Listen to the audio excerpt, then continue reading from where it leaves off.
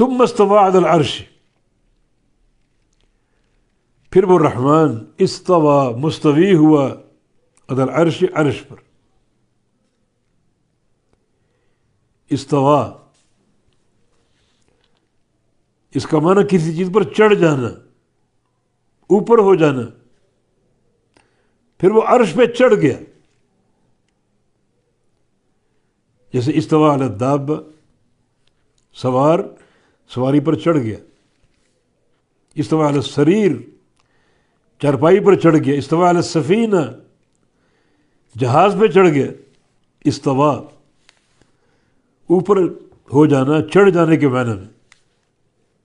تو رحمان جس نے آسمانوں اور زمینوں کو 6 دن میں پیدا کیا، پھر وہ عرش پہ چڑھ گیا، مستوی ہو گیا.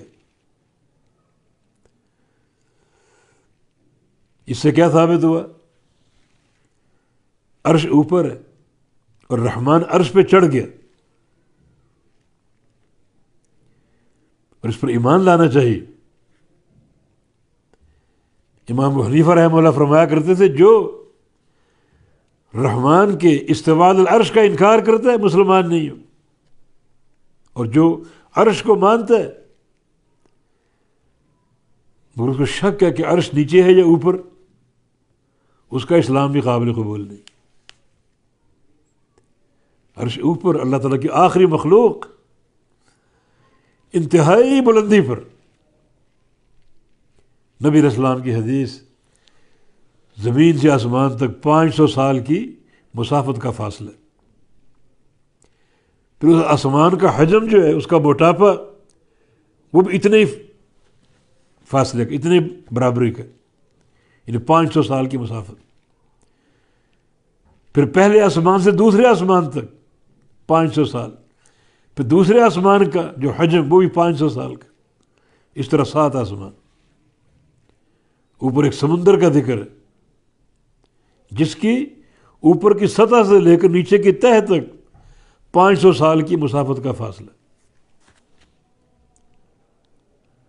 اور اتنی ہی بلندی پر رحمان کی کرسی، جو رحمان کے قدم رکھنے کی جگہ، اور کرسی کے اوپر اتنی بلندی پر رحمان کا عرش جس پر اللہ تعالیٰ مستوی.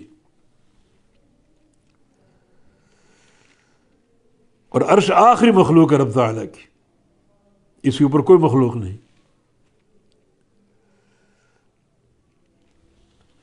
تو ثم استوى علی العرش، پھر رحمان عرش پہ چڑھ گیا. قرآن حکیم میں اللہ تعالیٰ کے عرش پر استواء کی 7 آیات مذکور ہیں. تو اللہ کے عرش کے استواء کا انکار کرنے والا قرآن کا منکر. امام ابن تیمیہ رحمہ اللہ ایک شخص ان سے جھگڑ رہا تھا اسی استواء العرش کے مسئلے پر. وہ استواء العرش کا منکر تھا اور شیخ الاسلام اسے دلائل دے کر سمجھا رہے ہیں استواء حق ہے، کتاب و سنت سے ثابت ہے، مگر وہ قبول نہیں کر رہا.